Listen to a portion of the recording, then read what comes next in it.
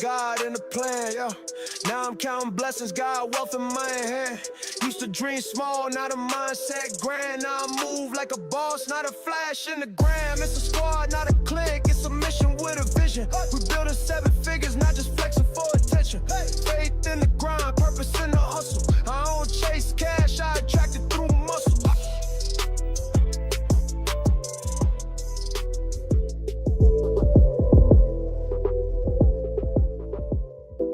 Bro, this episode just might be the most important money mindset resets we're going to do all year.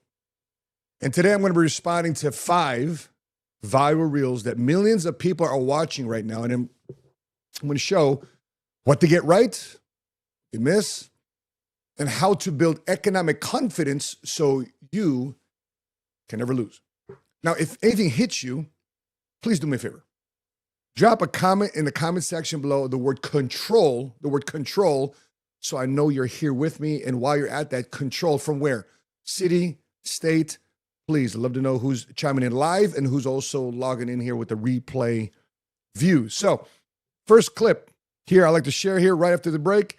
I got some things I want to share with you guys here, starting in 3, 2, 1, let's go. Who are we? Hey, 7 figure squad. Where we go? Run it up, run it up. All right, so I love this clip right here because I believe it's got it's got the right mindset, right intentions that for us to hear. So let's take a look here at this clip about how to turn $92 million into $1 million in 12 months. Take a look. If today I came to the U.S. with $92 in my pocket, I would still become a millionaire in 12 months. But let's be tactical. What would you do and how would you do it in 12 months? Find a need and fill a need. First of all, being a millionaire is a state of mind, not a state of account. So if I were broke, I'd be so out of my comfort zone that I'm getting right back in. It's my mindset. So find a need, fill a need. So I would spend some time looking around at what people struggle with. What is something that's difficult that could be made easier? What is something that could make somebody's life more comfortable? Something that could be done quicker, something that could be done better, something where there's a gap in the market. So find a need, fill a need. The next thing is find people who are in that space who are doing it well. Copy them. And then all I did, for example, I didn't invent anything with Buffini coaching. Everything I did existed in some form or another. I improved on it and put a package together. You once said, if today I came... I love it. Love it. Here's why I love this reel. Not because that it promises you money, but this reel promises you something. I love what he said there. Money's a state of mind, not a state of your bank account. Yeah, that's what he said. State of mind, not a state of an account. And the reason why I love this is because it doesn't promise money. It doesn't promise get rich quick. It promises and teaches you control. And once you have this, once you have control, once you have economic confidence, you don't lose it ever. Now, money is a state of mind, not a bank account. That right there, that's economic confidence. When you're looking at things like him saying the powerful things such as, if I came to the United States today with $92, I'd still become a millionaire. Do you have that economic confidence? And it's not because of luck. It's not because of hype. Bottom line is because of principle and attitude of how he thinks things and how he sees things. But please, let me be clear. I want to make sure you guys understand this. He isn't preaching get rich quick. This mindset, this mentality is stay wealthy forever. And that's the big difference. A lot of people tell you, can see shiny things. Boom, broke, because they never make a decision. They never hunker down, make a decision to do something well and master it. See, the principle is simple. Number one, find a need, and then fill a need. Number one, find a need and fill a need. That's what he said. Find a need and fill a need. That's it. And we often complicate what wealthy actually is. For example, my industry. The reason I've been able to bring a lot of guys into my industry, we just came back from our conference a couple of weeks ago. We've helped 225,000 clients the last 10 years. Me, myself, and I, for the first 12 years of my career, just sole insurance agent. I'd help at most 100 to 110 clients a year. But I said, you know what? There's a need in the marketplace that there's so many people today that don't have these conversations about financial literacy and generational wealth creation, that I need to scale my operation from a one-man operation. And today we have over 5,000 agents across the country. I was just at my 16th stop with my Keep the Keys book tour, all within inside my offices across the country. About to be in Charlotte, North Carolina here next Thursday. But we have 100,000 people undermanned in our industry. And we're looking at financial literacy with renters to homeowners. That's why the keep the keys conversation is having the pull that it is. Because people are looking for a place to live, whether it's an apartment or a house. And if they're going to be renting, they want to rent with purpose. So look around. What do people struggle with? Ask. What's hard that could be easier? Well, at the same time, what's slow that could be faster? What's expensive that could be simpler? And where are people having friction in their lives? And see, that's where real value lives. You see, wealth doesn't come from ideas. Wealth comes from solving problems. And he said something else that mattered. He said, being a man is a state of mind, not a state of account. In other words, confidence doesn't come after money. How many people out there make a lot of money but not confident? But money comes after confidence. And I love that the other aspect, he was saying, find people doing it well. I love this because I didn't create my insurance company. Patrick but David sent me a DM and I referred by Pastor Dudley Rutherford. And we got together on DMs, but didn't see each other in person until 4 or 5 years later. I looked at Patrick but David as the guy that's actually doing it. Instead of me trying to figure out how to build my own insurance agency, let me lock arms with a founder that is already doing it. That's what I did. I found somebody that's doing it well. And guess what I was able to do? Copy a system. And he has the vested reason for me to copy a system. You see, that's not cheating. That's wisdom. This guy and myself, we don't invent anything new.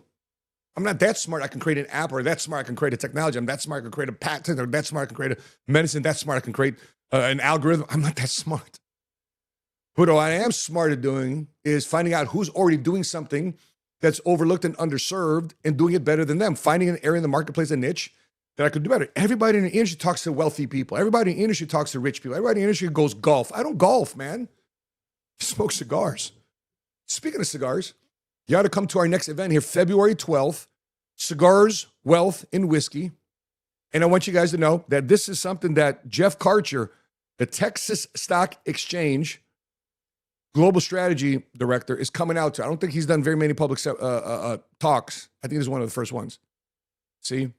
And so bottom line is, get your tickets here, Cigars, Wealth, and Whiskey. Look forward to seeing you guys there. Pre-event tickets, pre-sale tickets are already on sale. Look at the website here. We'll see you there. There's premium tickets, there's VIP tickets, and then there's elite tickets. We got people here filing in from all different cities and states coming into this February 12th here in the next 3 weeks. See you in the next Cigars, Wealth, and Whiskey event. Dallas, the New Financial Frontier, Part 2. Part 1 was back in November. Part 2 is coming up. And by the way, we're creating an online community for people to get to access all these different things through Cigars, Wealth, and Whiskey. But that talk will be on an online community here. We're going to be launching that online community February 12th. So we'll see you guys then. Bottom line, guys, as we wrap up my reaction response to this reel, is that innovation isn't invention. It's improvement. And this is the kind of thing that people that think things like this type of mindset, is this something that your children should inherit? Not necessarily just money, not just titles, but standards. Because if they ever lose everything, if your children lose everything, if you were to lose everything in your current business or your career, if you lose everything, you won't lose yourself. You won't lose your identity. You'll always have a way to get back what you've lost if you have economic control. And the Bible says in Proverbs chapter 22, verse 29, do you see someone skilled in their work? They will stand before kings. Not inheritance, not shortcuts. Skill, value, contribution. I love this reel. Let's take a look at the next one. It's pretty intriguing. How many guys find yourself in debt? Well, this guy found himself in debt. And instead of doing some things, right? He is finding a way to get himself in a position. The other way, Darren. You fast forwarded too fast. Okay, stop it right there. Okay, so when we're looking at people in debt, okay, stop it. Okay, when you look at people in debt, okay, this guy, instead of making it worse, he did a lot. He looked at himself, and like most people won't want to do, he did what he had to do. So let's take a look at this Here, this man with $100,000 in debt, he's documenting his stuff. Take a look at this.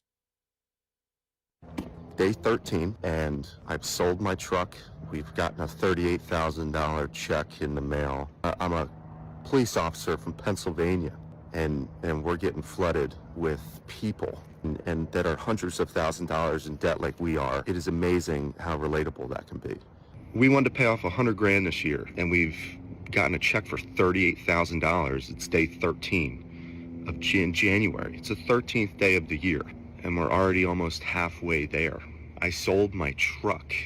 I'm gonna ride a bike to work. I thought I'd have 100 followers by now. I didn't think anybody would care. I'm talking to my phone in the front of my house with my neighbors who probably think I'm crazy. We're not going out to eat. We're not doing anything that we were doing before. We're trying to be obedient and steward this money the way that God would want us to. I think it's been absolutely crazy what has happened. Our plan isn't going to change. I don't know. What I want is to show people that this can be relatable. I'm literally just documenting what it's like to be a normal person in this country, in this time, with a ton of debt, and how to get out of it, how to be obedient, how to live below your means, sell your shit that you don't need to get out of your debt, because living in debt sucks. Living in debt is awful, and it makes you angry, and it makes you bitter of what other people have, and it shouldn't be for anybody, and that's all we want to do, is just document how we're going to do it, so that someone can be inspired and do the same thing that we're doing. I have my iPhone, and I'm taking a video of myself standing in my front yard trying to relate to the other people on this app, and hopefully that when we're debt free, we can teach you and give you the tips and tricks and ways of how to do the same thing. I don't know what to say. Love it. Absolute respect for this guy. Absolute respect. This man sold his truck, where most men, their identity or trophy is their car or truck. Now he's riding a bike to work. The bottom line, he realizes he's a steward of money and is being obedient with his money. That deserves salute, respect, honor to you, brother. What's his name? Magical Maggie TP. And I love this part. He's not pretending to be a guru. He's not selling a course. He's just documenting his emotions as he's going through this. And I think this is pretty rare that I see online. Somebody's willing to be humble and say, listen, I'm not following the status crowd of social media. Like, I'm flexing, even though you might have the flex. You see, sacrifice like this takes courage. And just to be clear about what he's doing right, number one, he faced the numbers. He looked at the man and the woman in the mirror, looked at the spreadsheet, faced it. A lot of people brush it off. I brushed it off when I first got started with my financial literacy. I was afraid of it. I thought just by not showing it, open up the envelope, I think it'd go away. And also, he stopped the leaks. He stopped the lifestyle inflation. He stopped the generational, curse of keeping in debt. And he chose discipline over looking good. He chose discipline over his ego. And what he valued was his internal peace at home with his family, not what his image is online. Of course, living in debt sucks. Makes people angry, makes people bitter, steals your joy. Like, what am I working for? That part, 100% true. And if we reference the Bible actually supports this mindset. Proverbs chapter 22, verse 7, my favorite verse. The borrower is servant to the lender. Why? Because debt limits your freedom, period. Instead of being enslaved to the Lord, you're enslaved to a pagan god, which is credit. But here's where I want to add a little bit of wisdom, not criticism. Selling the truck is a tactic. Now, the real victory is the mental shift. You see, sacrifice gets you out of debt, but structure keeps you out of debt. And we're looking at his scenario. Here's the danger. If the only solution is just sell everything and suffer, I'll get it. That's a temporary type of thing. But the moment the income starts going back up, you have a little bit more extra cash, lifestyle might come back in. You have that temptation to spend again, and guess what happens? The debt piles back up. So after the sacrifice phase, there also must be a strategy phase. In other words, how does your income grow? Keep your debt low, stop adding to the problem, but also increase your cash flow. How do you control your cash flow? How to protect against emergencies if your cash flow is attached to one income, like your job or sales, like selling real estate or just selling insurance, or being a doctor or dentist is attached to some form of exchange for time or money. How do you avoid going backward? Otherwise, your freedom is temporary. And scripture talks about this too as well. It talks about in Proverbs chapter 21, verse 5, that good planning and hard work lead to prosperity. Notice it doesn't say only hard work. It says planning and discipline. So you got to be working hard at the right things. You see, pain. I think pain wakes people up, and only great change happens if you feel great pain. But only systems keep you free. Now, I respect this man, deep respect for this man, because he's choosing humility. He is choosing obedience. He is choosing peace over pride. That's leadership. But the goal isn't to just be debt-free. His goal is to be debt-free, stress-free, margin-rich, future-ready. So yes, sell what you don't need. I remember selling my PlayStation 1. Next time I bought a PlayStation or an Xbox, my son turned 10, 11, 12 years old. He's 15 now. Oh, he rarely plays that thing. Because I got him in a relationship with books, getting excited about his financial future, which is becoming a D1 athlete. So he's not on video games. But bottom line, you got to build a plan. Sell what you don't need, build a plan, so therefore you never experience this ever again. You see, debt freedom starts with sacrifice, but lasting freedom, that comes from stewardship, comes with structure. And if you're having an issue right now with debt, I want to encourage you guys. We have a relationship with a firm called Mediator Debt Solutions.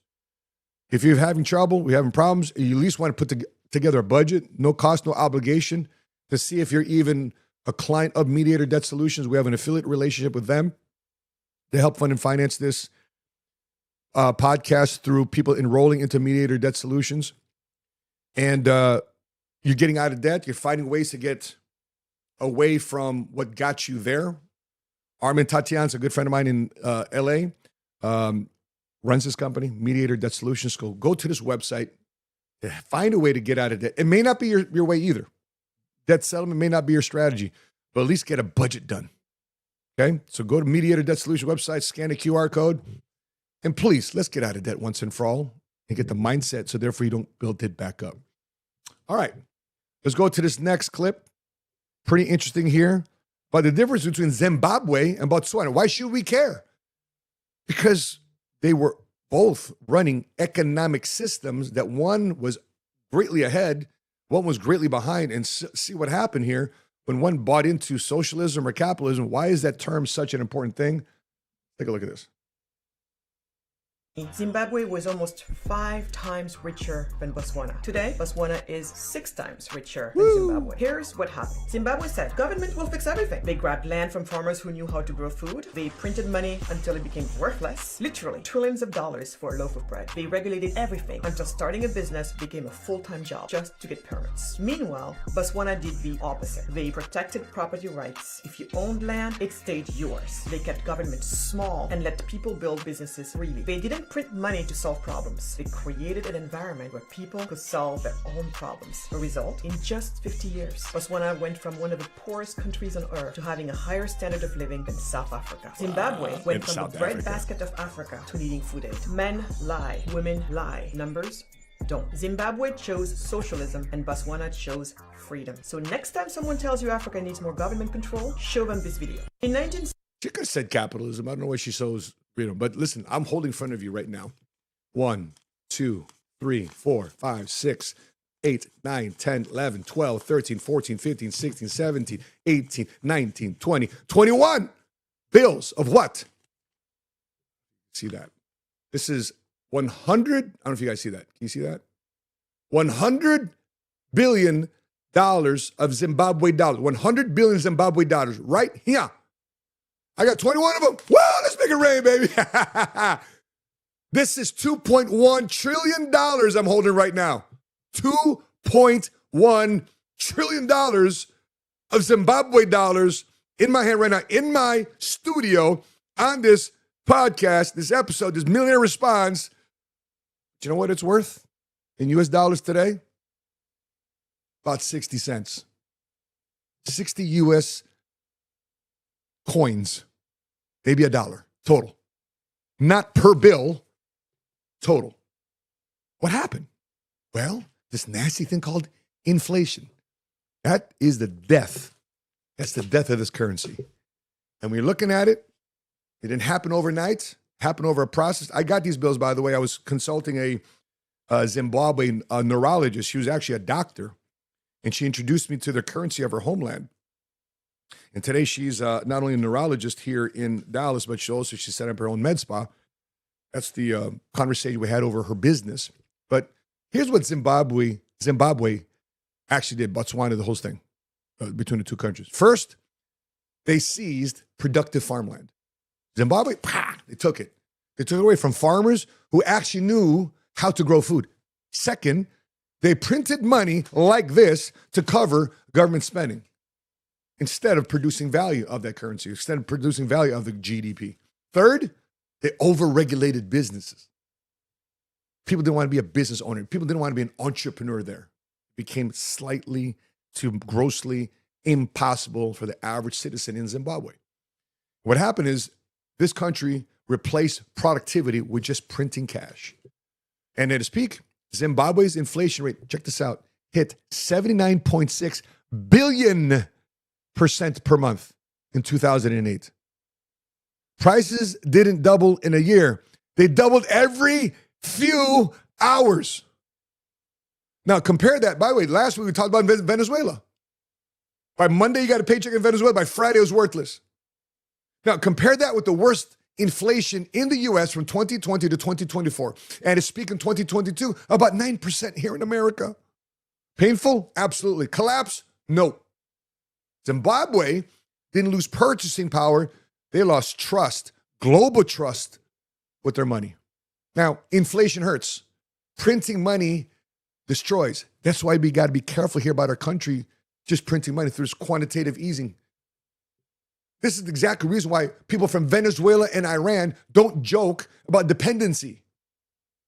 Because when the system fails, your money and your freedom, your choices, fails with it. Now, I don't understand why anyone would want to depend on the government or charity or friends or family. I don't know about you, but I'd rather bet on me. And if you're watching this YouTube channel, you're watching here in the Millionaire Response, I'm encouraging you to bet on you. That's not politics. That's a mindset as it comes to your finances, your money, your faith. Because the Bible says this, in Proverbs 12-22, I'll repeat it again, 22 verse 7. The borrower is servant to the lender. And dependency always comes with the leash. In short, it is. This stack of cash here, money, this bazillion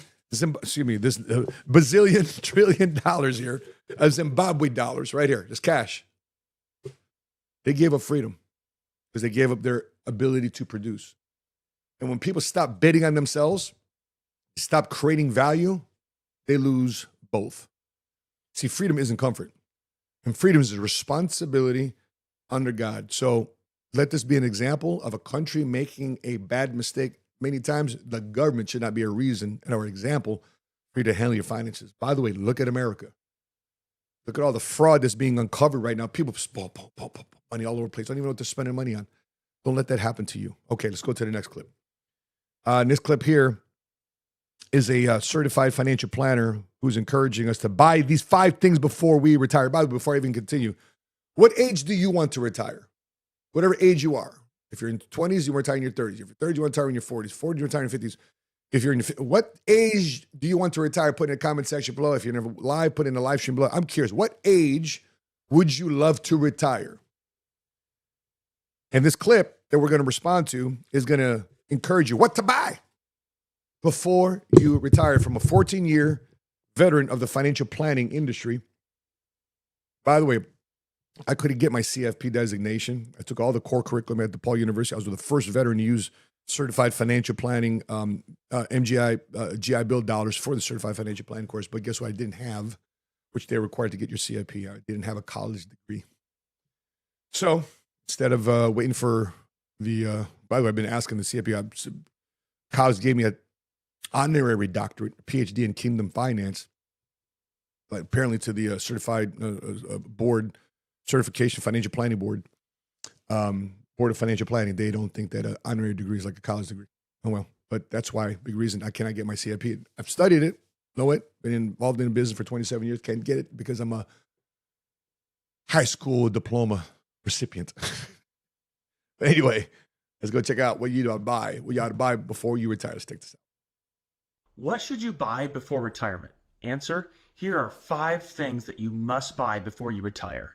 I'm Adam Olson, a CFP with 14 years of experience helping you redefine your retirement. The first thing that you need to buy in retirement is long-term care or hybrid coverage.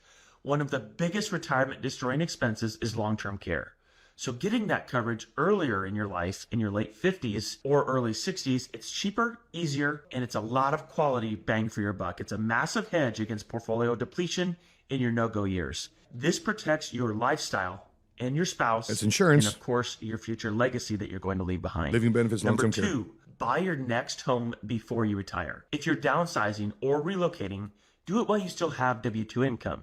Your buying power and your mortgage approval odds are significantly better before your paycheck stops. Number 3, tackle those big home repairs while you're still getting an income. You don't want to get a $15,000 surprise bill while you're living on a fixed income in retirement. And you'll spend more time in this home than ever in your retirement. So fix it up. Number 4, buy a reliable, low-maintenance car and pay it off. Debt-free transportation equals stress-free retirement. At a minimum, you need a low-cost vehicle that won't blow up your budget later in life. Number 5, prepay for those bucket list experiences that you want to take. So that dream vacation that you want to do, the cruise, the month-long foreign travel, pay for it before you retire. Put it on the calendar early actually guarantees that it's going to happen. So if you do it earlier in retirement before your mobility ends and the I shouldn't spend mindset sets in, ensures that you'll actually take that dream trip. Big takeaway for you here. Retirement gets way easier when the big purchases and big risk are handled before your paycheck stops. Buy smart now so you can enjoy freedom later. Follow my page for more insights that'll help you redefine your retirement. I love this. By the way, I've always said this too as well. Every financial plan gets crushed because you don't control your income. One thing goes down with your savings and investment, you don't control that, bam. That goes down, loss, bam. You got to push out your retirement so therefore you can pick back up, wait for it to pick back up again. Or if you're saving for retirement, you lose your job, or you're self-employed, you're just only selling one product or service, you never scaled your business, and your biggest client or your biggest account decides to cancel, you go to somebody else, boom, there goes your business, there goes your practice.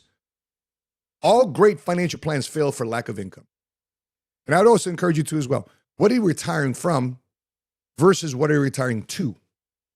Oftentimes people say, I'm going to retire from the military. I'm retiring from sports. I'm retiring from post-war, blah, blah, blah. Great. So what's next? What's next? What's next? Because I found so many people today that are retired. And that's when they really start aging. And they're not using the creative juice. They're not using an energy that for 40 years, for 50 years, for 60 years, they put into becoming valuable to the people around them. And then next thing they stop. That's when you see age really kick in. But this guy, 14 years experience, awesome, no hype, I love it. And when you're looking at this doesn't look like he had any gimmicks behind it, no get-rich conversation. And most of what he said, absolutely helpful.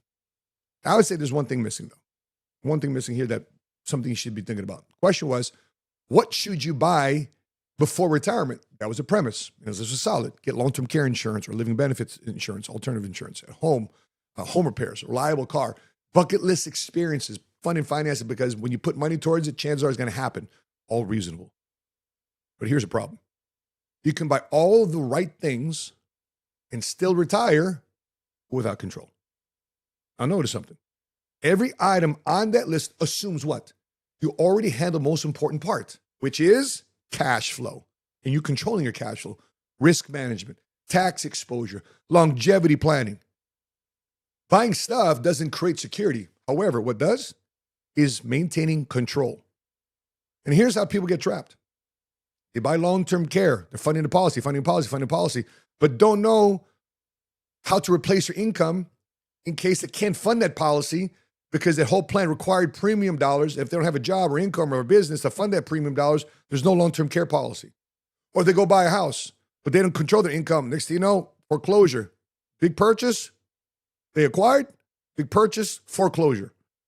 They don't stress test their plan when it comes to tax. They don't stress plan when it comes to insurance. They don't stress test when it comes to upkeep.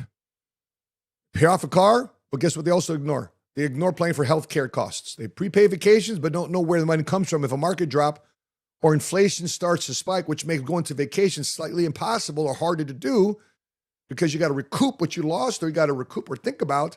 And inflation just spiked and you just kicked my butt this last 6 months, 12 months, 13 months, 18 months. Peace in retirement doesn't come from buying things. It comes from making sure you are positioned the right way. The Bible never says, blessed are those who bought the right things. It says, plans of the diligent lead surely to abundance. Proverbs chapter 21, verse 5. Again, plans, strategy, not purchases. So if I were adding to this list, before you can retire, you should also buy your clarity on a few things here. Something to be thinking about. Number one, how income is generated when your work stops. Outside of your pension, outside of your portfolio, outside of your Social Security.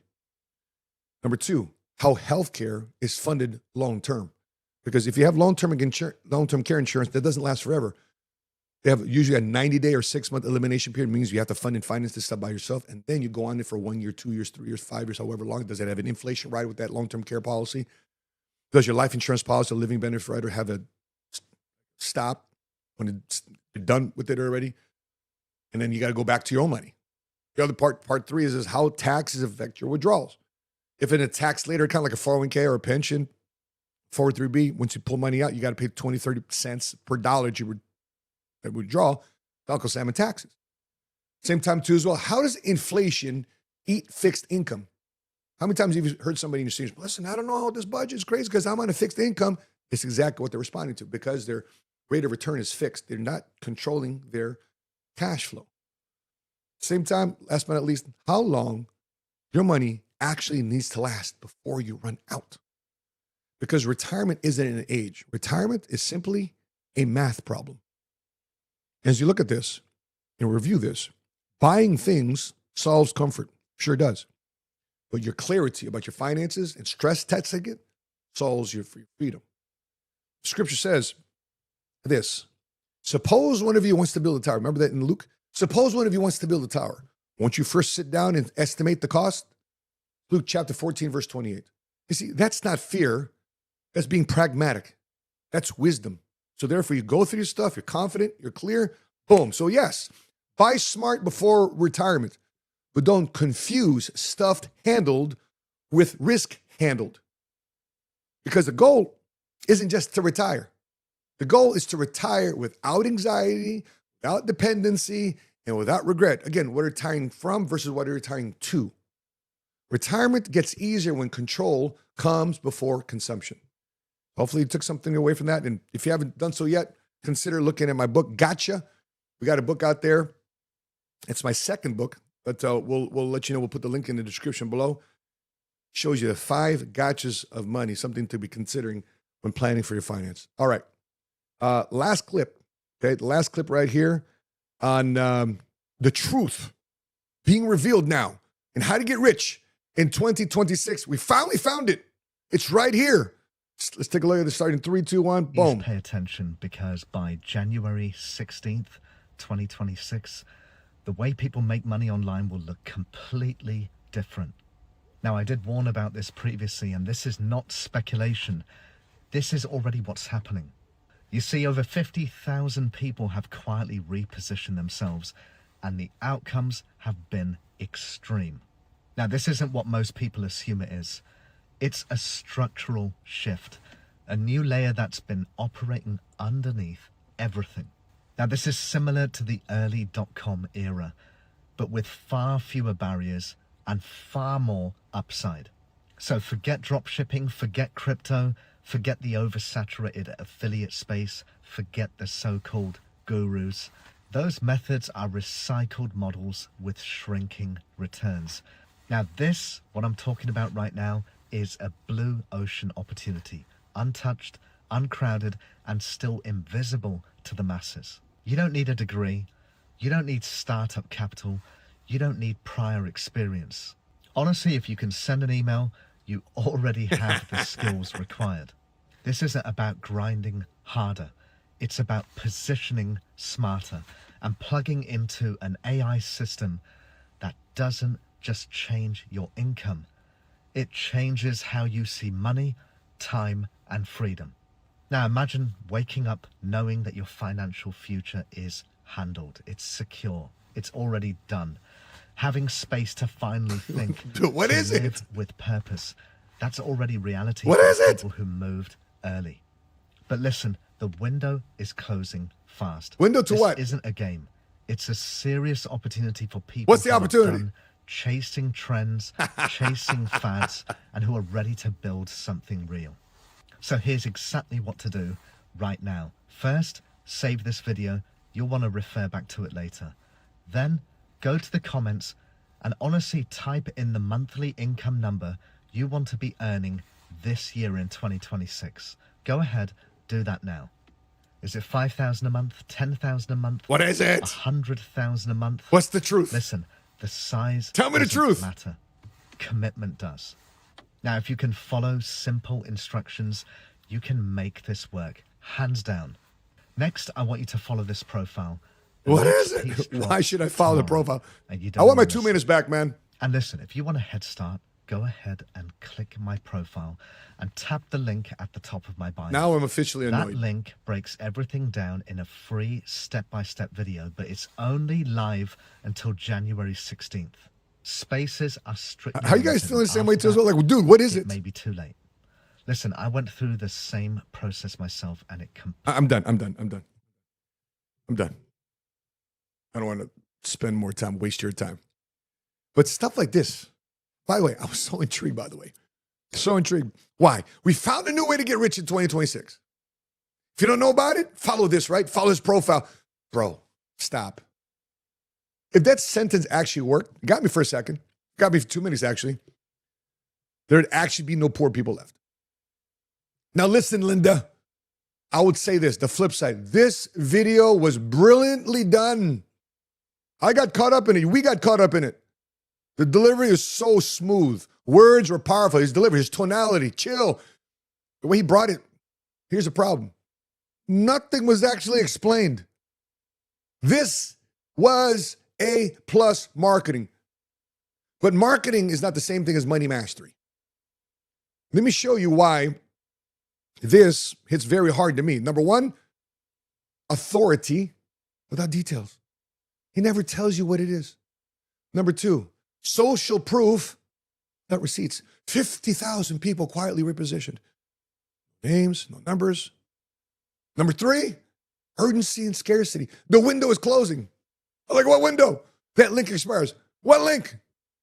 And number four, emotional relief. Your financial future is handled. That's not income he's selling. That's peace of mind he's selling. But to what though? And anything that promises your income is handled usually removes you from taking responsibility and actually doing the work. You see, that's not wealth. That's dependency. This reminds me of this investment newsletter I've been a part of for years. $89 to be part of this investment newsletter. They send me mail. They send me email. Long sales letter, but nothing is ever revealed there unless you buy something for $49. So I just want to be clear with you.